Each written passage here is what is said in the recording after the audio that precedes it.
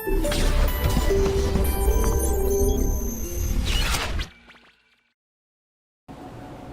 बच्चों, बात करते हैं अब हम लोग अभिक्रियाओं की दर पर ताप और उत्प्रेरक की प्रभावों के कि किस तरह से अभिक्रिया की दर ताप और उत्प्रेरक से प्रभावित होती है। इन सब के बारे में हम लोग बात आज कर रहे होंगे। इसके पहले हमने कोटि निर्धारण की विधियाँ, अवकलनीय दर के नियम, समाकलित दर के नियम, ये सब बातें हमने पढ़ ली, ठीक। और कोटि के हमने अभिक्रियाओं की प्रगति के बारे में भी हमने बात की, अलग अलग सभी तरह की छद्म कोटि अभिक्रियाओं, हर तरह की बात की। आज हम बात कर रहे हैं ROR पर ताप एवं उत्प्रेरक के प्रभाव, राइट। तो सबसे पहले बात कर रहे हैं ROR अभिक्रिया की दर पर ताप का प्रभाव या ताप परिवर्तन का प्रभाव।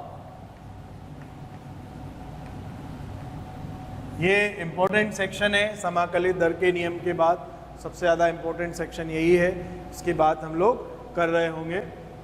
सबसे पहली बात तो ये है कि जब भी हम ताप का प्रभाव मानते हैं, हम मानते हैं कि सांद्रता जो है ताप से स्वतंत्र है। यानी हम क्या करते हैं, सांद्रता को ताप से स्वतंत्र मानते हैं।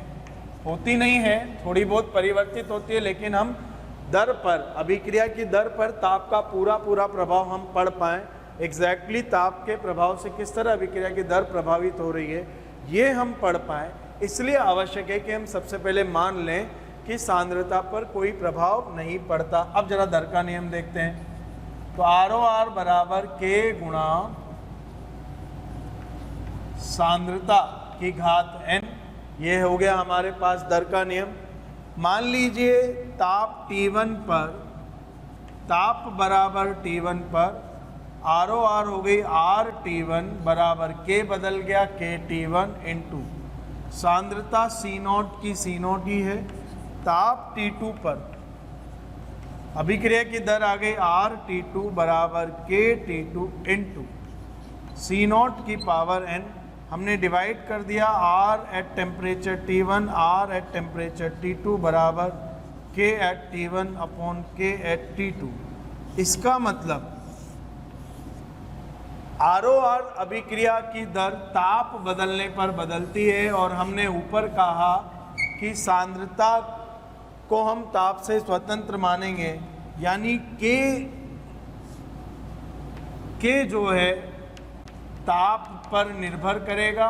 हम पहले भी बात कर चुके हैं, K ताप और उत्प्रेरक पर निर्भर था, और जिस तरह से K ताप पर निर्भर करेगा उसी तरह से दर ताप पर निर्भर करेगी। ये देखिए यहाँ पर हमारे पास इस तरह की निर्भरता आ रही है कि ताप T1 और T2 की दरों का अनुपात जो है T1 और T2 पर दर नियतांकों के अनुपात के समान आएगा। इसका मतलब दर पर ताप की निर्भरता ज्ञात करने के लिए हम क्या ज्ञात कर लें, दर नियतांक पर ताप की निर्भरता ज्ञात कर सकते हैं। आसान तरीका है दर नियतांक पर ताप की निर्भरता ज्ञात करने का, राइट। सबसे पहले लोगों ने जुगाड़ टेक्नोलॉजी काम में लिया, जहाँ से ताप गुणांक की बात आती है। क्या किया उन्होंने, जो भी अभिक्रियाएं उनके सामने उपलब्ध थी, उन सभी अभिक्रियाओं को दो अलग अलग तापमानों पर समान प्रारंभिक सांद्रता लेकर करवाया, राइट। और जब उन्होंने अभिक्रियाओं को कराया तो क्या पाया, अधिकांश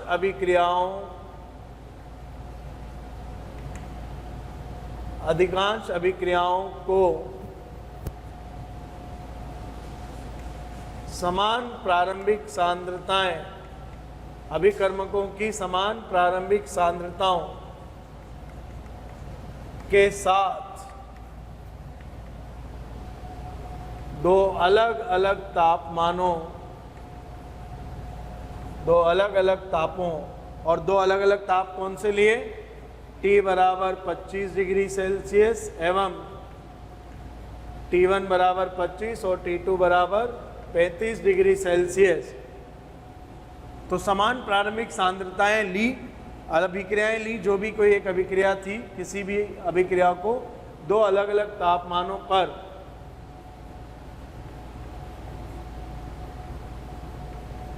करवाए जाने पर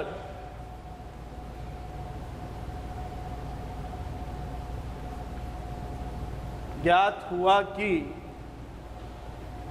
अधिकांश अभिक्रियाओं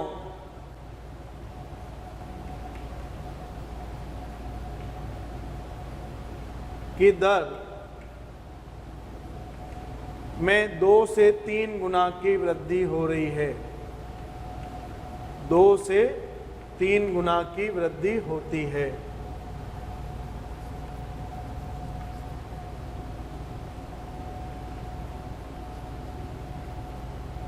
ठीक, क्या बोल रहे हैं कि यदि हम अलग अलग तापमानों पर सांद्रताएं समान रखकर 25 और 35 डिग्री पर जब हमने अधिकांश अभिक्रियाएं कराई तो अधिकांश अभिक्रियाओं की दर में 2 से 3 गुना की वृद्धि पाई गई।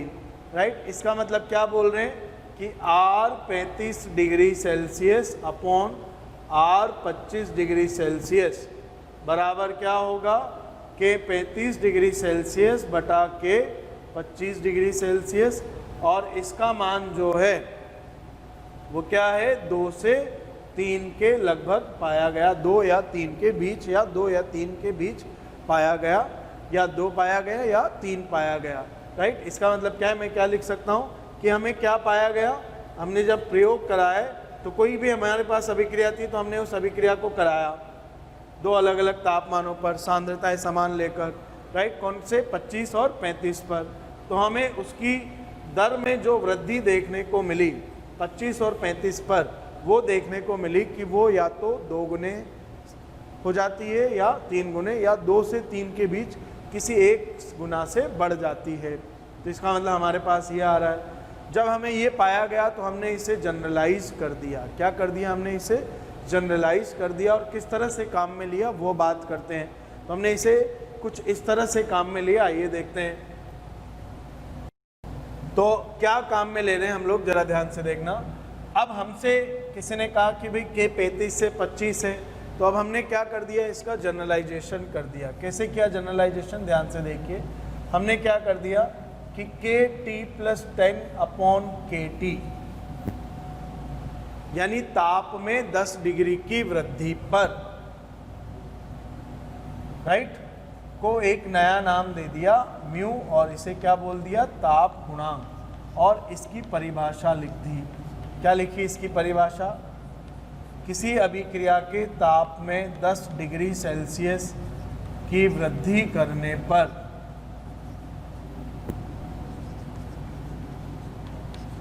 वृद्धि की जगह हम परिवर्तन भी लिख सकते हैं, वृद्धि करने पर उस अभिक्रिया के दर नियतांकों के अनुपात को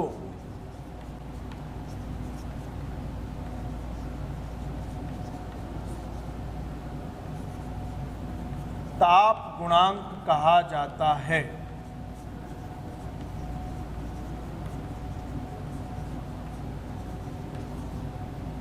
क्या कहा जाता है, ताप गुणांक कहा जाता है। यानी ताप में जब 10 डिग्री की वृद्धि पर जो दर नियतांकों का अनुपात आएगा, उसी अनुपात को हम क्या कह देंगे, ताप गुणांक।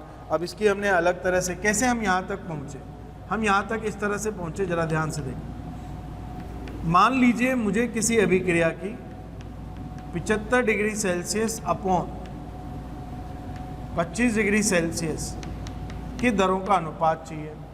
तो अब हमने जब इसे सॉल्व किया होगा, तो बेसिकली मुझे क्या ज्ञात करना है, K 75 degree Celsius upon K 25 degree Celsius का मान मुझे ज्ञात करना है। मैंने कैसे ज्ञात किया होगा, जरा ध्यान से देखना। ये बहुत जुगाड़ है अव्वल दर्जे का, लेकिन हमने कैसे अप्लाई किया इसे ध्यान से देखें। तो हमने क्या किया कि मैंने लिखा कि K 75 अपॉन K 25 को कैसे लिख सकता हूँ कि मैंने लिखा 1/K 25 गुणा K 35 अपॉन K 35 गुणा K 45 अपॉन K 45 गुणा K 55 अपॉन K 55 गुणा K 65 अपॉन K 65, और ये एक हो गया K 75। अब जरा ध्यान से देखना, मैंने इसके कोष्ठक कुछ अलग तरह से बनाए। 75 को तो मैं उधर ले गया और 35 को इधर ले आया, तो K 35/K 25 पहला कोष्ठक, फिर दूसरा 35 इधर आ गया तो यहाँ से 45 ले आए, तो 45/35, 45 की जगह यहाँ 55 ले आए तो 55/45, इधर 65 ले आए तो 65/55, और ये 75 उठाकर इधर ले गए तो K 75/K 65। अब देखिए क्या सब में 10 डिग्री का फ़र्क है क्या? जब सब में 10 डिग्री का फ़र्क है तो हमने क्या लिख दिया, ये भी म्यू हो गया, ये भी म्यू हो गया, ये भी म्यू हो गया, ताप गुणांक, ऐसे ताप गुणांक आ गए कितनी बार? 5 बार। जब ये 5 बार ताप गुणांक आ गए क्या, K 75/K 25, तो हमने इसे क्या कर दिया, तो हमने इसे ऐसे सॉल्व किया, देखो ध्यान से इधर, राइट।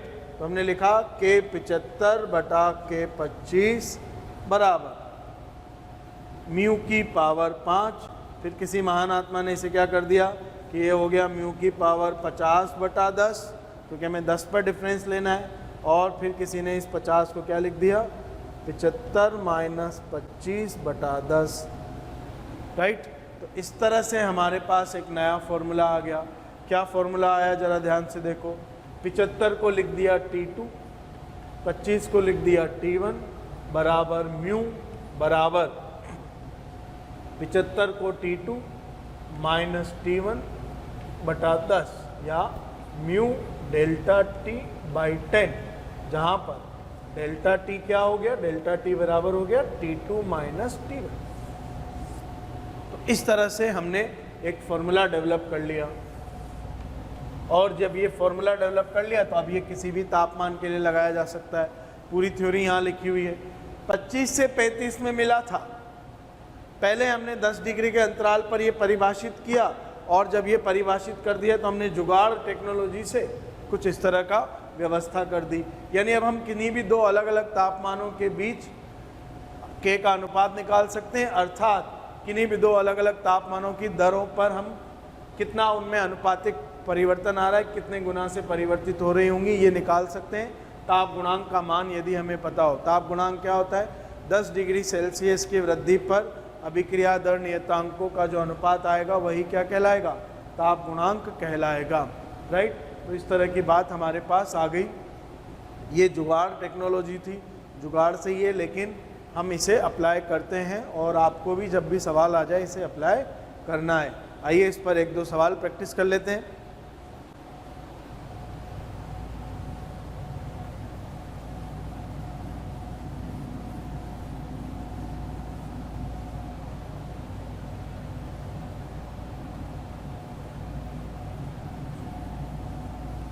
तो जब हम इस पर सवाल प्रैक्टिस करने की बात कर रहे हैं तो मैंने सबसे पहले दिया कि एक अभिक्रिया है जिसके लिए म्यू का मान है 2, तब उस अभिक्रिया के लिए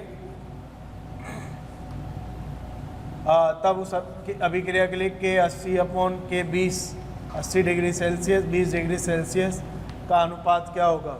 आसान है, क्या करना है हम लोगों को, तो सॉल्व जब हमें करना है ये सवाल तो क्या करना है, ध्यान से देखिए, हमें क्या करना है, K 80/K 20 किसके बराबर होगा, म्यू की पावर डेल्टा T, तो 80 - 20/10, यानी ये हो गया म्यू की पावर 60/10, तो म्यू की पावर 6, म्यू का मान कितना है 2, 2 की पावर 6, 64। इसका मतलब 80 डिग्री पर जो दर होगी वो 20 डिग्री पर जो दर होगी उसका 64 गुना वृद्धि हो चुकी होगी। ये कहानी हमारे पास है, राइट। ऐसे अलग अलग सवाल हमसे पूछे जा सकते हैं, हम सभी सवालों को इस प्रकार सॉल्व कर सकते हैं आसानी से, राइट। ये तो बात हो गई जुगाड़ की, प्रायोगिकली जो हमें पता लगा उसे हमने अप्लाई कर दिया। सैद्धांतिक रूप से अगर हमें बात करनी हो तो हम क्या लिखेंगे और किस तरह से हम सवाल सॉल्व कर पाएंगे, इसकी बात हम लोग करें। बच्चों ये तो बात हो गई जुगाड़ टेक्नोलॉजी की, जहाँ पर हमने प्रायोगिक रूप से ज्ञात फैक्ट को एक थ्योरी में बदल दिया और थ्योरी से एक ताप गुणांक की परिभाषा डेवलप कर ली, जहाँ पर म्यू का मान 2 से 3 के बीच मुख्यतः 2 या 3 होता है, इस तरह की ज्ञात। सैद्धांतिक रूप से अगर हमें अभिक्रिया की दर पर ताप का प्रभाव देखना हो तो किस प्रकार ज्ञात करेंगे, आइए उसके बारे में बात करते हैं। तो जब सैद्धांतिक रूप से हमें प्रभाव देखना है तो हमें एक समीकरण पढ़नी है जो है अरेनियस समीकरण। अरेनियस समीकरण हमें ज्ञात करवाता है कि किस तरह से अभिक्रिया की दर ताप पर निर्भर कर रही होगी। अरेनियस समीकरण भी के हिसाब से ही चलता है और वो के बारे में कहता है कि ये जो के है ये कुछ इस प्रकार से तापमान पर निर्भर करता है। ये अरेनियस समीकरण है, वो यहाँ पर इस तरह से आता है। ये जो है वो है सक्रियण ऊर्जा,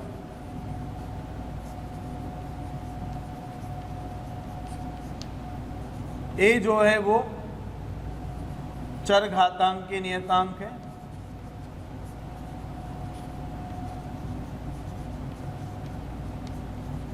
या हम इसे संघट आवृत्ति नियतांक भी बोल देते हैं।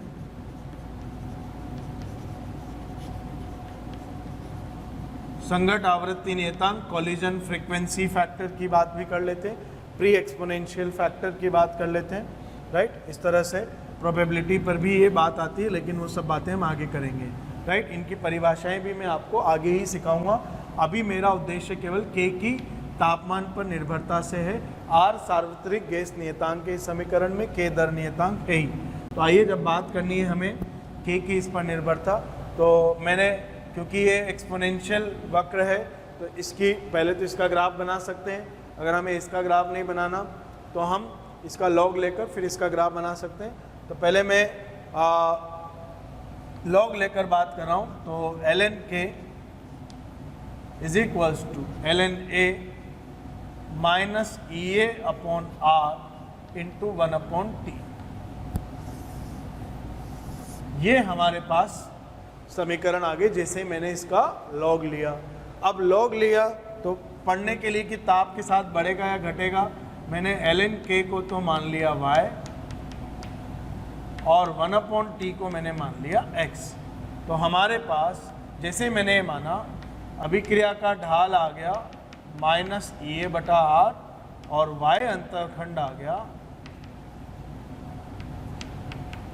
ln A, और ये जो है ये क्या आ गई हमारे पास, इनका वेरिएशन, सरल रेखीय वेरिएशन आ गया। सरल रेखा आ गया तो हमारे पास बात सिद्ध हो गई कि ये तो अच्छी बात है, हम आसानी से बात कर सकते हैं। तो हमने यहाँ पर ग्राफ बना दिया, इधर लिया हमने ln A और इधर लिया हमने 1/T। सक्रियण ऊर्जा, जब तक हम डिटेल में नहीं बात कर लेते तब तक हम मान रहे हैं कि सक्रियण ऊर्जा क्या है, धनात्मक है। अगर सक्रियण ऊर्जा धनात्मक है तो ढाल बराबर माइनस EA/R ऋणात्मक हो गया, यानी ऋणात्मक ढाल की रेखा आनी है। ठीक है भाई, ऋणात्मक ढाल की रेखा, ये हमने ऋणात्मक ढाल की रेखा बना दी। ऋणात्मक ढाल की रेखा आ गई, इसका हमें पता लग गया नियतांक क्या है और क्या नहीं है, इसकी बात कर रहे होंगे। ये ढाल आ गया हमारे पास, थीटा बराबर tan inverse of minus EA/R। अब हमें अलग अलग तापमानों की बात करनी है, तो हमने अलग अलग तापमान दिखा लिए इस पर।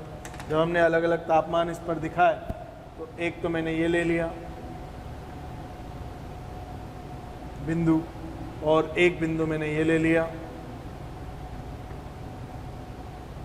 ठीक। तो ये ln k है, सॉरी ln k, ये पॉइंट ln A होगा, y अंतरखंड। दाएं से लेफ्ट टू राइट जाने पर 1/T बढ़ रहा है, इसका मतलब तापमान घटता है। तो मैंने इसे लिखा 1/T2 और इसे लिखा 1/T1, ठीक। T1 वाले को मैंने लिखा ln K1 और T2 वाले को लिखा मैंने ln K2। इस तरह की बात हमारे पास है, ठीक। अब हम ग्राफ को पढ़ते हैं, जरा ग्राफ से ऑब्जर्वेशन निकालते हैं। तो पहला तो ऑब्जर्वेशन क्या है, 1/T2 जो है छोटा है 1/T1 से। इसका मतलब क्या है, T1 छोटा है किससे, T2 से। 1/T1 बड़ा है किससे, 1/T2 से। इसका मतलब क्या है, T2 बड़ा हो गया T1 से। इस ग्राफ से देखें तो हमें मिल रहा है ln K2 बड़ा है किससे, ln K1 से। इसका मतलब क्या है, K1 छोटा है किससे, K2 से। और जब हमें ये मिला तो हमने क्या कंक्लूड कर दिया, हमने यहाँ ग्राफ से कंक्लूड कर दिया कि ताप बढ़ाने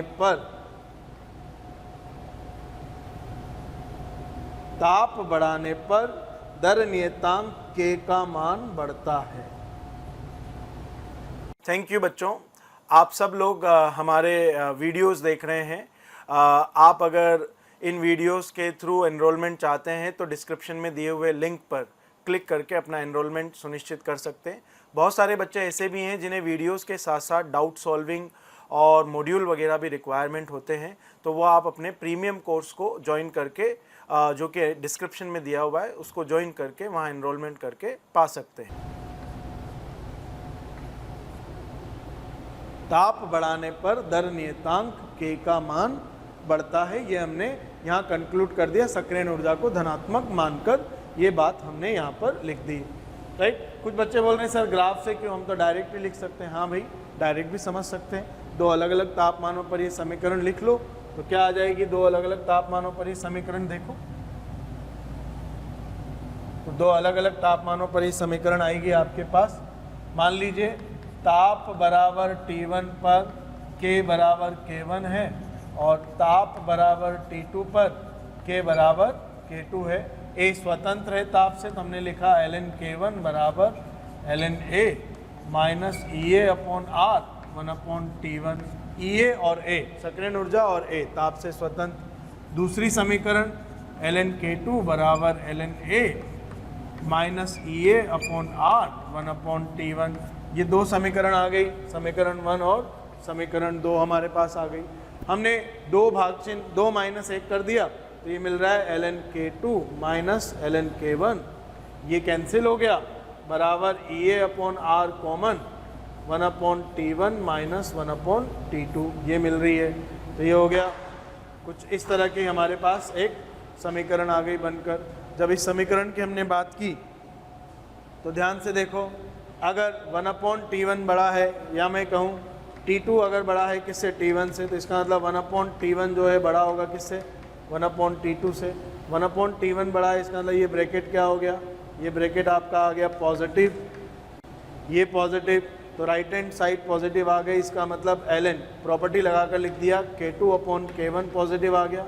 और अगर K2/K1 पॉजिटिव आ गया तो इसका मतलब है कि K2/K1 ग्रेटर देन 1 है और K2 ग्रेटर देन K1 है। ठीक, इस तरह की बात हम लोग कर रहे होंगे। तो आप यहाँ से भी देख सकते हैं कि ताप बढ़ाने पर K का मान बढ़ रहा है, इस तरह से ये आंसर आएगा। और सिमिलरली आप बात कर सकते हैं कि ग्राफ से हमने देख लिया, इस तरह का वेरिएशन आ रहा है, ताप बढ़ाने पर K का मान बढ़ता है, ताप घटाने पर K का मान बढ़ता है। अल्टीमेटली बात यही रहनी है। ठीक, ये तो बात हो गई आर्यनीय समीकरण में। कभी कभी ग्राफ ln K को लेकर नहीं बनाया जाता, बोलते हैं ई का लोग तो हमें पता ही नहीं होता, तो हमें तो 10 का याद करना चाहिए। तो मान लीजिए मैंने यहाँ पर 10 का लोग याद किया, जब 10 के लोग की बात आई तो मैंने चीज़ें बदल दी, पहले समीकरण बदली। जब मैंने समीकरण बदली तो क्या हो गया, देखो ज़रा, समीकरण जब मैंने बदली तो इसे लिख दिया log K, जब इसे log K लिखा होगा तो 2.303 फ्री हुआ, इसे भी लिख दिया log A, जब इसे लिख दिया तो यहाँ से भी 2.303 फ्री हुआ मेरा, और ये 2.303 मैं यहाँ ले आया डिवाइड करके इंटू 1/T, तो log में आ गई, 10 के फॉर्म में आ गई। क्या बदला, कुछ नहीं बदला, केवल इसका मान बदला ढाल का, तो हम यहाँ log में लिख सकते हैं। जब हमने यहाँ पर log में बात करी तो अब हमारा वेरिएशन हो गया log K, ये हो गया log ऑफ A, ये हो गया log K2, ये हो गया हमारा log K1, और ढाल हमारा बदल गया। क्या बदला ढाल, तो जरा देखो, थीटा बराबर हो गया tan inverse of minus EA upon 2.303 R, ये ढाल हो गया किस ग्राफ का, इस नए वाले ग्राफ का। क्या ग्राफ है, log K वर्सेस 1/T का ग्राफ है। यहाँ भी चीज़ें वही आएंगी, ln में लिखो चाहे log में लिखो। आपकी कॉपी में दो अलग अलग ग्राफ होने चाहिए, एक बार पहले ln का और फिर बाद में log का। मैंने उसी में करेक्शन कर दिए, देख सकते हैं आप लोग। तो हमें ये log के साथ वेरिएशन मिल गया, राइट। सर ये तो थ्योरी हो गई, सवाल तो आइए इस पर एक दो सवाल प्रैक्टिस कर लेते हैं। तो जब इस पर सवाल की बात आई तो सबसे पहले मैंने एक ग्राफिकल सवाल दिया।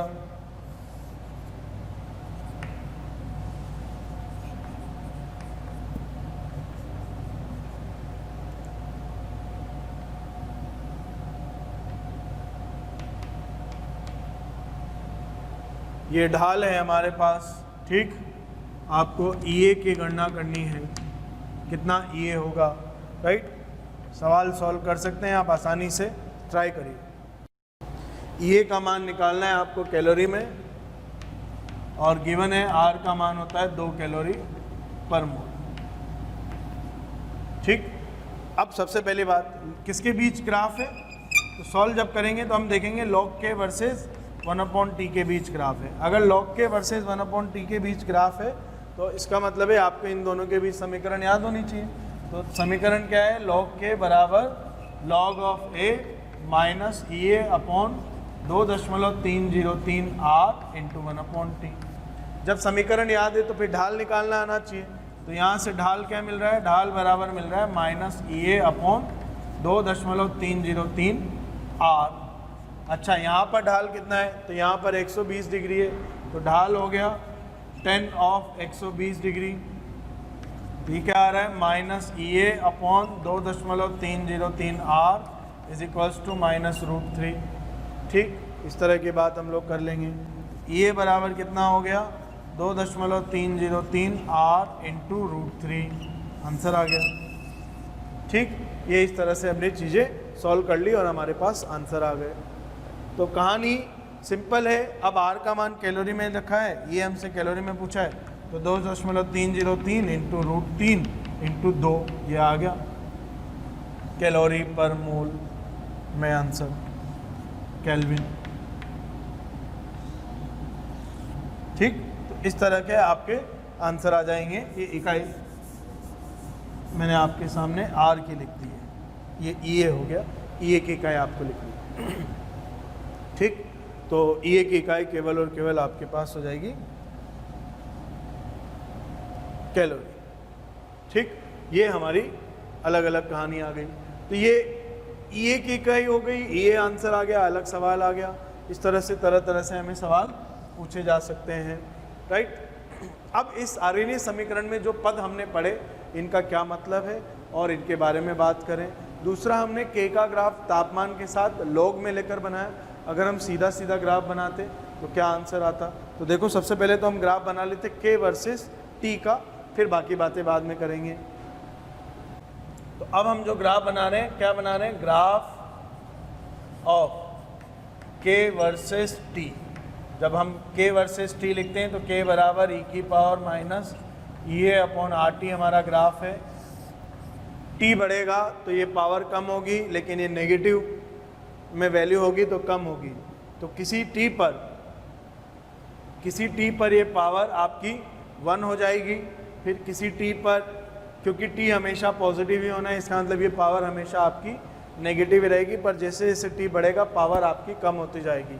तो ग्राफ बनाने के लिए आपको बच्चों, जैसा हमने कल पहले भी पढ़ा, e⁻x का ग्राफ पता होना चाहिए। ये ऐसे होता है, x बढ़ता है, राइट, तो e⁻x का वैल्यू घटता जाता है। यहाँ पर t बढ़ेगा तो ये पावर कम हो रही है, यानी x कम हो रहा है।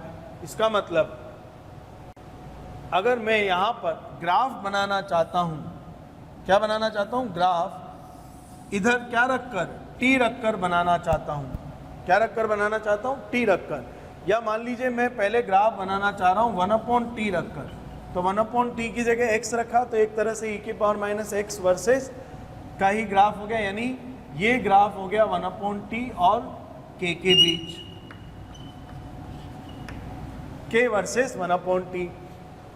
जब 1/t 0 है, यानी t अनंत है, t 1/t 0 का मतलब t अनंत है, t अनंत e⁻∞, तो ये वैल्यू हो गया आपका 0।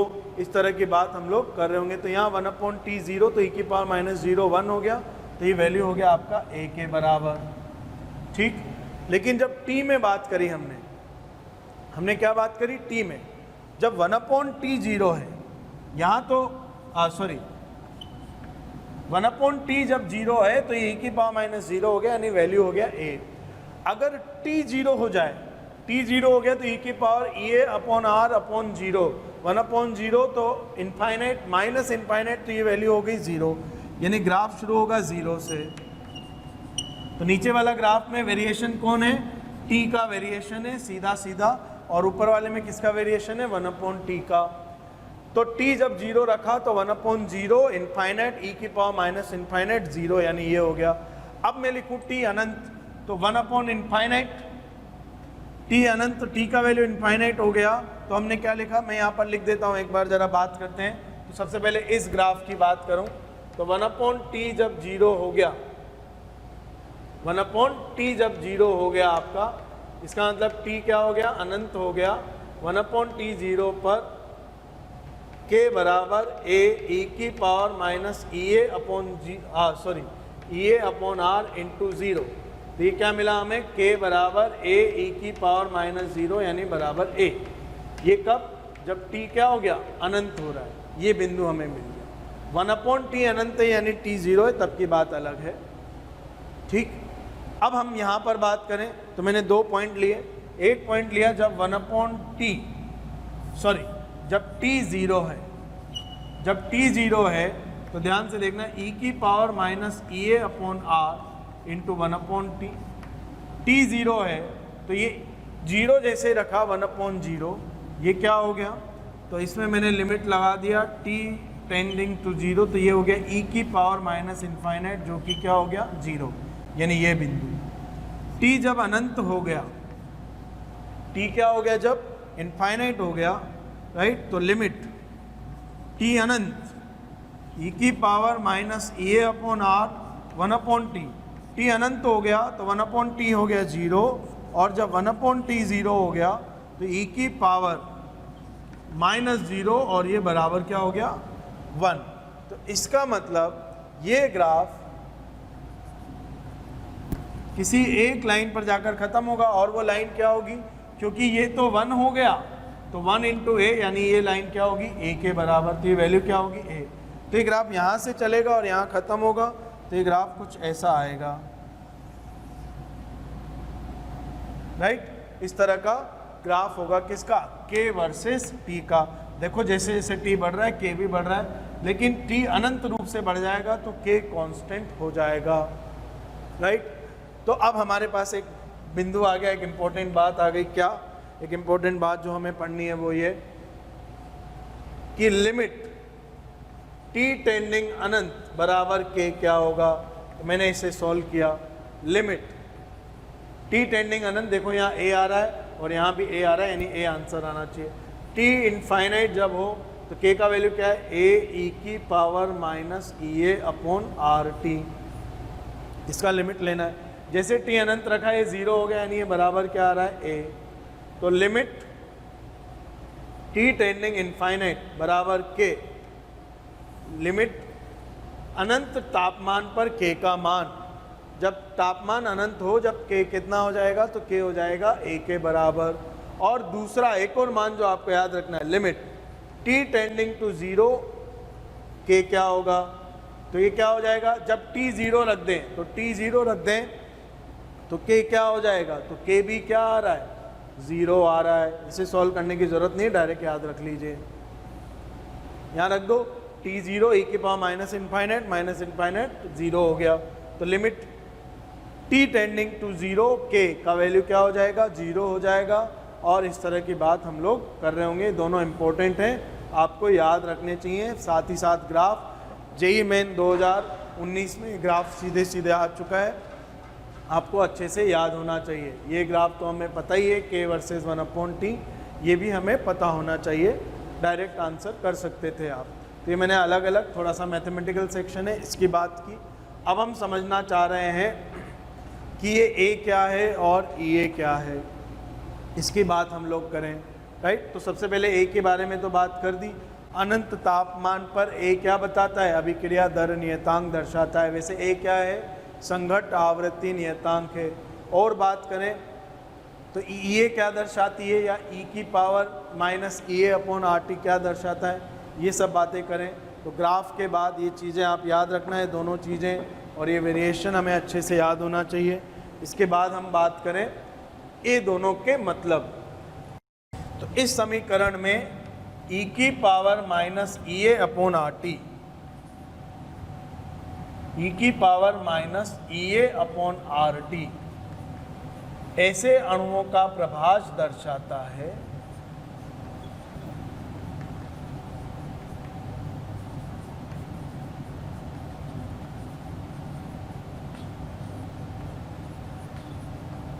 e की power minus EA upon RT ऐसे अणुओं का, इस पर मैं लौट कर एक बार फिर आऊंगा, अभी मैं केवल परिभाषा लिखा रहा हूं। ऐसे अणुओं का प्रभाज दर्शाता है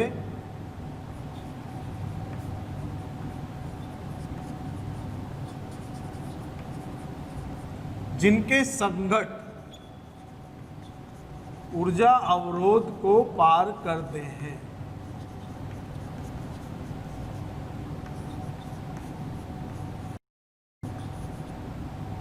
ठीक, यानी जिनके संघटों में ऊर्जा की जो कंडीशन है वो क्रॉस होती हो। दूसरी बात, लिमिट t टेंडिंग अनंत e की power minus EA upon RT, अगर इसमें t का मान अनंत लिख दें तो ये 1 अपॉन अनंत, 1 अपॉन इनफाइनाइट 0, ये बराबर कितना आता है 1, अर्थात t टेंडिंग अनंत पर सभी अणु ऊर्जा अवरोध को पार कर सकते हैं।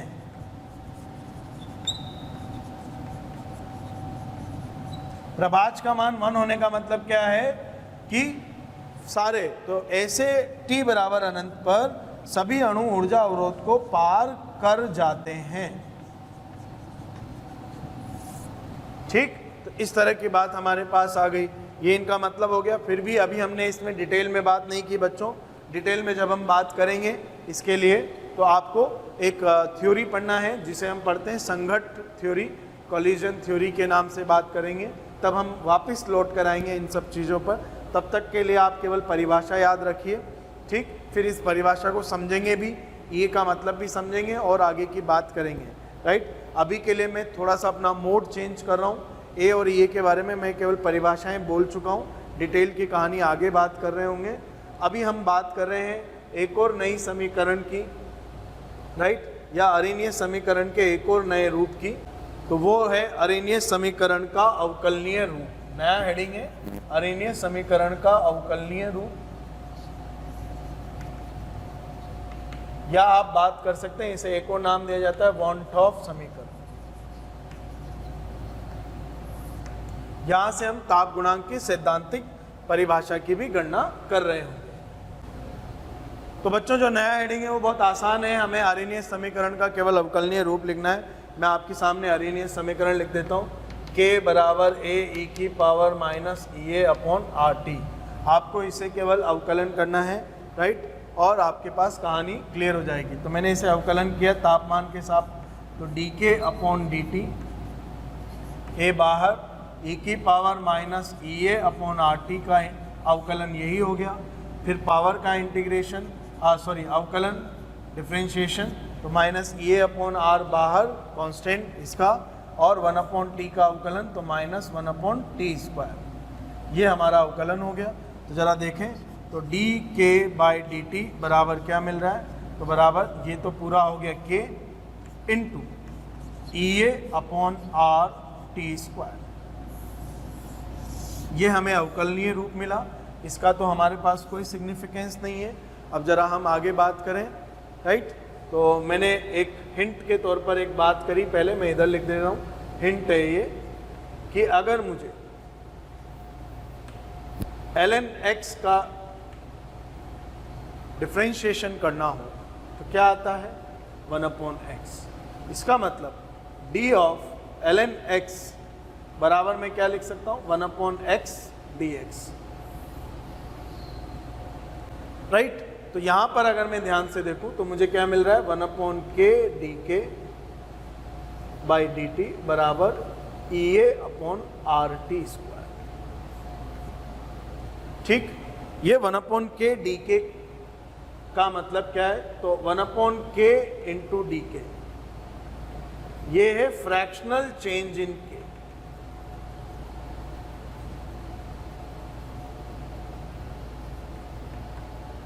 के में भिन्नात्मक परिवर्तन या प्रभाजीय परिवर्तन।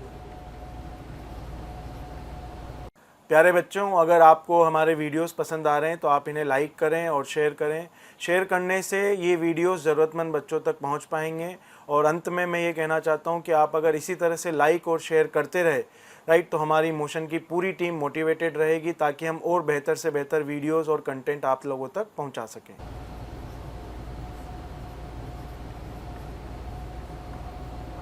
के मान पर कितना परिवर्तन? तो जब मान के है तब डी के का परिवर्तन, फ्रैक्शनल चेंज इन के, राइट।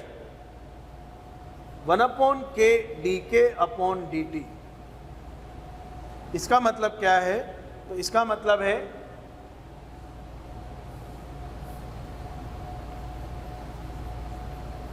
ताप में प्रति इकाई परिवर्तन पर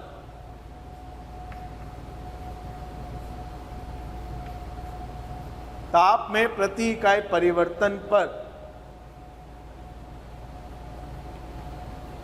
के का प्रभाजीय परिवर्तन,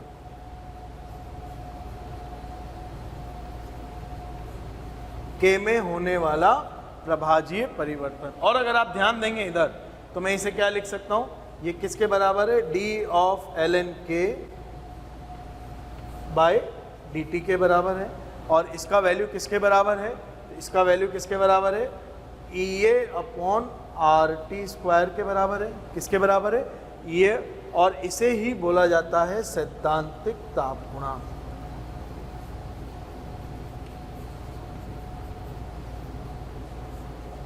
क्या बोला जाता है इसे? सैद्धांतिक ताप गुणांक। यानी ताप में प्रति इकाई परिवर्तन करने पर के में कितना फ्रैक्शनल चेंज, राइट, भिन्नात्मक परिवर्तन कितना आ रहा है ये। और इसी रूप को बोला जाता है वॉन्टॉफ समीकरण। क्या बोला जाता है इसे? वॉन्टॉफ समीकरण। तो वॉन्टॉफ समीकरण बेसिकली ये कुछ है नहीं, ये क्या है? That is the differential form, Arrhenius समीकरण का अवकलनीय रूप है। क्या? वॉन्टॉफ समीकरण। और यहाँ से हमें किसकी परिभाषा मिलती है? थ्योरेटिकल ताप गुणांक की बात हम लोग यहाँ से कर रहे होंगे, राइट। तो ये एक तो ये समीकरण याद रखनी है, या आप ये याद रख सकते हैं 1/k डी के बाई डी टी बराबर E A upon R T square, right, जो कि एक इस हिंट से। तो ये चीज़ से हम घूम फिर कर कहाँ आ गए? इस पर आ गए, जो इस तरह की बात कर रहा है। अब अगर हम बात करें ताप गुणांक तो ये समानुपात आ रहा है ई ए के, अर्थात जिसकी ई ए ज़्यादा उसके दर में ज़्यादा वृद्धि होनी चाहिए, क्योंकि के का परिवर्तन दिखा रहा है। और जिसकी ई ए कम उसके दर में कम वृद्धि होनी चाहिए, अगर हम तापमान समान लेकर बात करें तो ये वॉन्टॉफ समीकरण हो गई। इसकी बात हम लोग कर सकते हैं, अर्थात के में प्रति इकाई ताप में परिवर्तन पर के में होने वाली वृद्धि ई ए के सीधे समानुपाती होती है। अर्थात ई ए ज़्यादा तो के में वृद्धि, राइट, के में फ्रैक्शनल चेंज ज़्यादा और ई ए कम तो के में फ्रैक्शनल चेंज कम। इस तरह की बात हम लोग कर सकते हैं, राइट। तो आइए इसके बारे में बात की जाए वॉन्टॉफ समीकरण के बाद। तो हमने जो कंक्लूड किया पहले उसे बात कर लेते हैं, उसे लिख लेते हैं। तो जो हमने कंक्लूड किया वो क्या किया, राइट। सैद्धांतिक ताप गुणांक या वॉन्टॉफ समीकरण हमें ये दर्शाता है कि किसी ताप पर ताप में प्रति इकाई परिवर्तन, किसी ताप में प्रति इकाई परिवर्तन पर के में होने वाले फ्रैक्शनल चेंज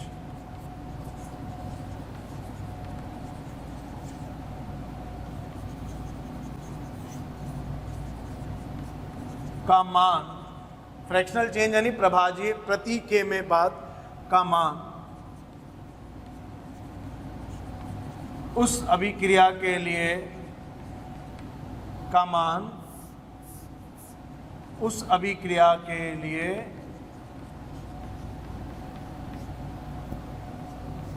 ईए यानी सक्रियण ऊर्जा के सीधे समानुपाती होता है।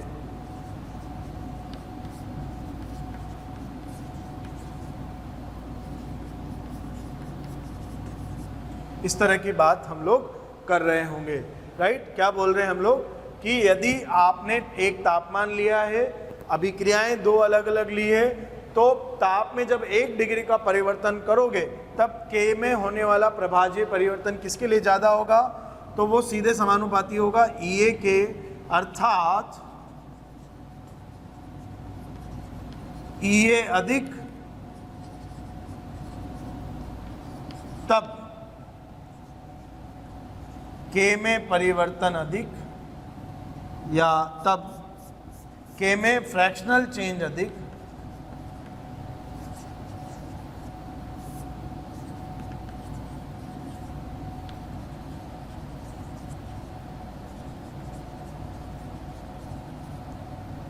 और इसका उल्टा भी, अर्थात EA कम तब K में फ्रैक्शनल चेंज भी क्या हो जाएगा, कम हो जाएगा।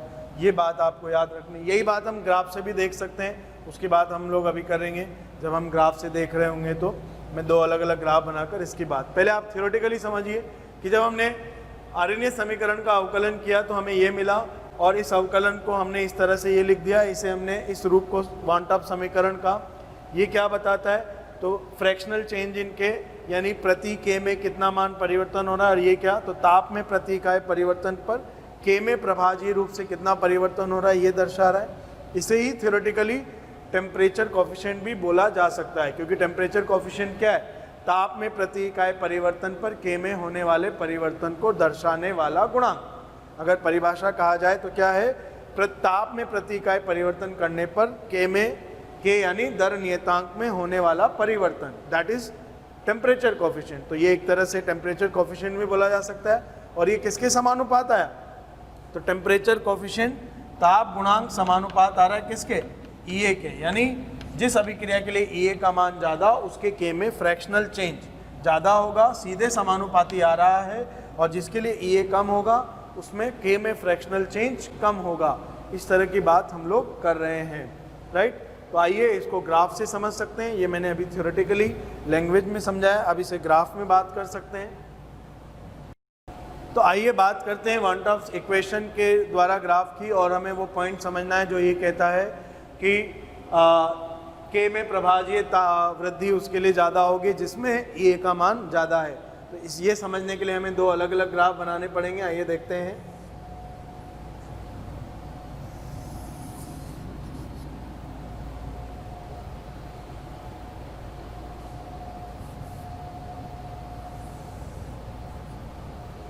ये हम लोग ग्राफ बना रहे हैं, और ये जो ग्राफ है मैं ln K के रिस्पेक्ट में बना रहा हूँ। ln K वर्सेस 1/T के रिस्पेक्ट में हम बात कर रहे हैं इनकी, ठीक। 2 अलग अलग ग्राफ हम लोग बना रहे होंगे यहाँ पर।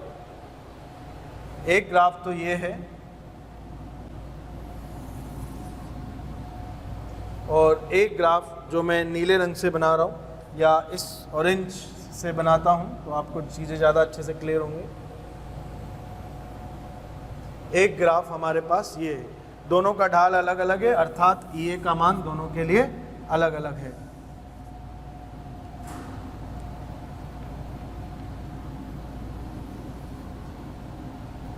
ठीक, दोनों का ढाल अलग अलग है, अर्थात दोनों के लिए EA का मान अलग अलग है। तो सबसे पहले तो बच्चों हमें यही जान लेना चाहिए कि किसका EA अधिक और किसका EA कम होगा। तो मान लीजिए ये इसका है और ये इसका है, तो ये मैंने बोल दिया थीटा और ये मैंने बोल दिया फाई। अगर आप यहाँ ध्यान से देखेंगे, क्रम से अगर देखें तो फाई 90 डिग्री के ज़्यादा नज़दीक है और थीटा 180 डिग्री के ज़्यादा करीब है। इसका मतलब फाई 90 से बड़ा है, थीटा फाई से बड़ा है और थीटा 180 से छोटा है। टेन थीटा ढाल बताता है, राइट। तो अगर हम बात करें तो टेन थीटा का मैंने वक्र बना दिया यहाँ पर, ये 90 डिग्री वाली लाइन है और ये 180 डिग्री वाली लाइन है। टेन थीटा का जो वक्र है वो कुछ इस तरह का आता है।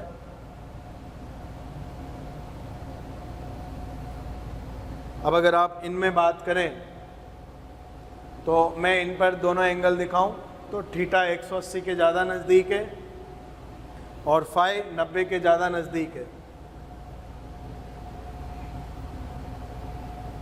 तो ये हो गया फाई और ये हो गया थीटा, तो ये हो गया टेन थीटा और ये हो गया टेन फाई। ठीक, तो हमें क्या मिल रहा है यहाँ पर, ज़रा ध्यान से देखें।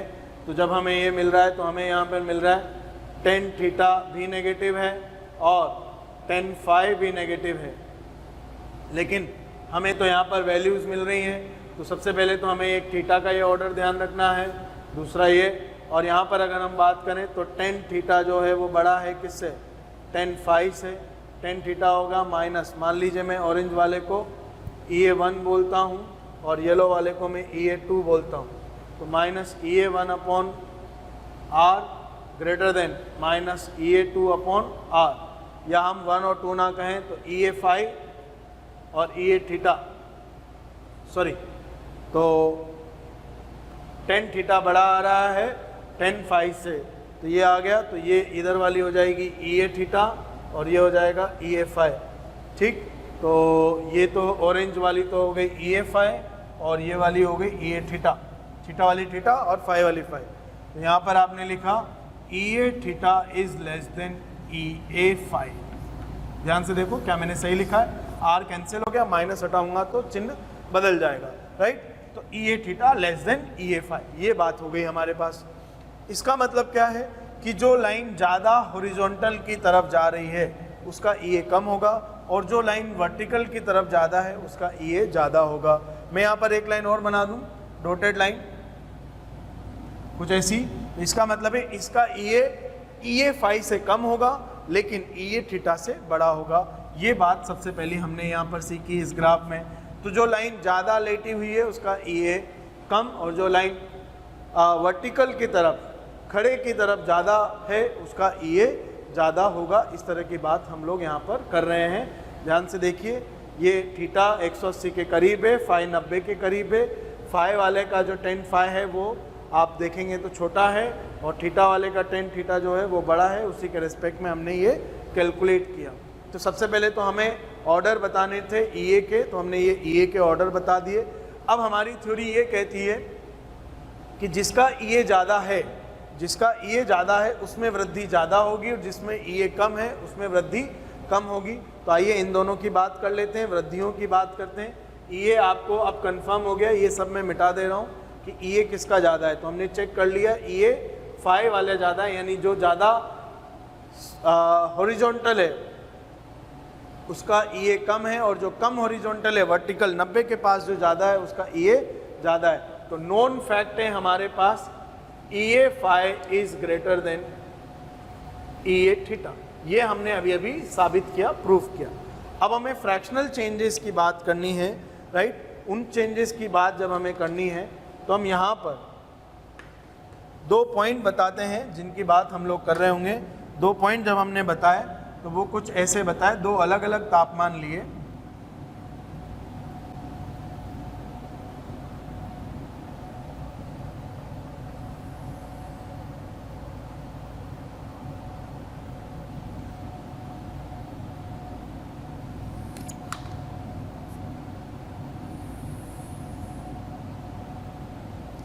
इस तरह से हमने 2 अलग अलग तापमान लिए। ध्यान से देखना, ये जो अलग लाइन है इससे 2 अलग अलग तापमान लिए।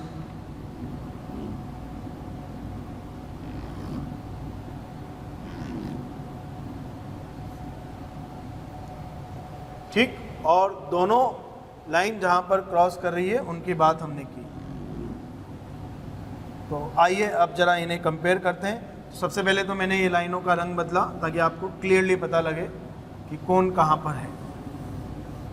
ये तो पीली वाली और ये ऑरेंज वाली पर जो इंटरसेक्शन है। अब जरा हम बात करें तो इधर 1/T बढ़ रहा है, तो ये हो गया 1/T1 और ये हो गया 1/T2। तो 1/T2 छोटा है किससे, 1/T1 से। इसका मतलब है सबसे पहली जानकारी तो जो हमारे पास है वो क्या है कि 1/T2 छोटा है किससे, 1/T1 से। इसका मतलब T2 बड़ा है किससे, T1 से। ये ग्राफ से हमें जानकारी मिली। अब पीले वाले में अगर हम बात करें तो इसकी बात कर रहे होंगे येलो वाले में, तो ये है आपका T2 पर और ये है आपका T1 पर। तो येलो वाला मैं येलो से ही दिखा रहा हूँ, ln K2 और ln K1। तो सबसे पहली बात तो तापमान बढ़ने पर K बढ़ रहा है, और ये ऑरेंज वाला दिखाएं तो ये हो गया ln K2 और ये हो गया ln K1। ठीक, तो अब जरा ध्यान से देखें हम लोग किस तरह से हमारे पास है। तो ग्राफ से हम कह सकते हैं कि ln K2 minus ln K1, ये मान जो है ये बड़ा है किससे, तो ये बड़ा है किससे, ये बड़ा है पीले वाले यानी ln K2 minus ln K1 से।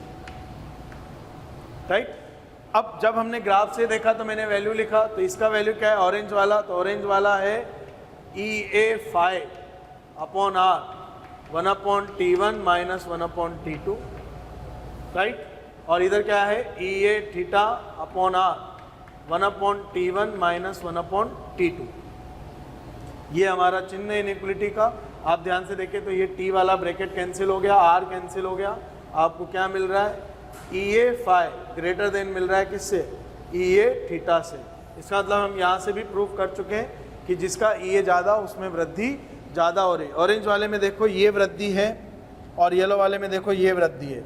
राइट, तो इस तरह की हम बात करें यहाँ पर। अब अगर आप बात करें तो हो सकता है इस पॉइंट के बियॉन्ड आपको कहानी कुछ और नज़र आ रही हो, लेकिन हमेशा आप देखिए इस पॉइंट जहाँ पर ये दोनों मिल रही हैं उसके पहले ऑरेंज वाले की दर कम थी क्योंकि इसकी EA ज़्यादा है, लेकिन ऑरेंज वाले में वृद्धि इतनी तेज हुई कि इस पॉइंट के बियॉन्ड ऑरेंज वाले की दर ज़्यादा हो गई, येलो वाले की कम हुई। तो जिसकी दर पहले से ज़्यादा थी वो धीरे धीरे बढ़ रहा है, और जिसकी दर पहले कम थी वो तेज़ी से बढ़ रहा है, और एक समय के बाद वो अधिक दर वाले से भी ज़्यादा तेज़ गति से हो रहा है। ये निर्भर करता है किस पर, EA पर। राइट, तो अगर आप ध्यान से देखें तो EA जो है अधिक होने पर K में होने वाली प्रतिशत वृद्धि या प्रभाजीय वृद्धि हमेशा ज़्यादा होगी, उसका ताप गुणांक हमेशा ज़्यादा होगा। ये समीकरण से भी समझ सकते हैं और हम लोग ग्राफ से भी समझ सकते हैं। मैंने दो बिंदु लिए, एक T1 और एक T2 वाले। T1 पर मैंने ये ब्लू लाइन से ऑरेंज वाले का K निर्धारित किया, येलो वाला K निर्धारित किया। T2 पर मैंने येलो वाले का K निर्धारित किया और ऑरेंज वाले का K निर्धारित किया। ये दोनों पॉइंट से ऑरेंज वाले में फ़र्क ये है, वृद्धि ये है, जबकि येलो वाले में वृद्धि केवल ये है। इसका मतलब येलो वाले में कम वृद्धि हो रही है, अर्थात इसका EA कम होना चाहिए। ये हमने स्लोप से निकाला जो मिल रहा है, ये हमने यहाँ से निकाला ग्राफ से ये मिल रहा है, दोनों चीज़ें एक ही हैं। तो हम कंक्लूड करेंगे अधिक EA होने पर K में प्रतिशत या प्रभाजीय वृद्धि अधिक होती है यदि ताप समान मात्रा से परिवर्तित किया जाए, अर्थात ताप गुणांक उस अभिक्रिया के लिए ज़्यादा होगा जिसका EA ज़्यादा होगा। ये बात हो गई वन टॉप समीकरण की। EA कब ज़्यादा होगा कब कम होगा। लाइन ज़्यादा हॉरिजॉन्टल की तरफ मुड़ी हुई है, हॉरिजॉन्टल जैसी होनी जा रही है। कोण 180 के करीब ज़्यादा है यानी EA कम, कोण 90 डिग्री के करीब ज़्यादा है यानी EA ज़्यादा। ये याद रखना है, जिसका EA ज़्यादा उसके K में प्रतिशत वृद्धि अधिक होगी यदि हम ताप की मात्रा में वृद्धि समान रखें। तो ये काम की बातें हैं जो आज के लेक्चर में आपको याद रखनी है और इनके बारे में अच्छे से ध्यान रखकर आना है। ठीक, ये बात आ गई। इसी ग्राफ में एक बात और हमने पढ़ी जो इस समीकरण से थी, शायद हमने तब अभी नहीं लिखी, वो ये कि K बराबर A e की power minus EA upon RT क्या है। तो ये अधिक इम्पोर्टेंट है। समय समाप्त लगभग हो रहा है तो मैं इसे शॉर्ट में ही बोलकर जा रहा हूँ, आने वाले लेक्चर में हम इससे डिटेल में बात करेंगे। अधिक EA अर्थात EA अधिक होने पर K कम, ये यहाँ पर भी बात कर सकते हैं। EA जिसका अधिक होगा उसका K कम होगा अगर तापमान समान ले लें तो। ठीक, यानी EA ज़्यादा होने पर K कम, और K कम मतलब ROR कम। तो ऐसी अभिक्रियाएं जिनका EA ज़्यादा होता है, EA का मान उनकी दर कम होती है यानी वो धीमी गति से होती हैं। ये बिंदु हमारे आगे काम आएगा अगले लेक्चर में, इसे आप याद रखेंगे। तो EA ज़्यादा अर्थात दर कम, परंतु दर में होने वाली प्रतिशत वृद्धि ज़्यादा। वन टॉप और आर्रीनियस दोनों एक साथ हमने आज यहाँ बात की। थ्योरेटिकल हिस्सा है, इस पर कुछ सवाल हम अगले लेक्चर में प्रैक्टिस करेंगे। तब तक आप ये पढ़कर आइए अच्छे से, राइट। बाकी मस्त रहिए और होमवर्क करते रहिए। थैंक यू बच्चों। अगर आपको मेरा ये वीडियो पसंद आ रहा है और आप मेरे और कोई वीडियो देखना चाहते हैं या मोशन के किसी और एक्सपर्ट फैकल्टी टीम के वीडियोस आप देखना चाहते हैं तो आज ही कॉल करें 1800 2121 799।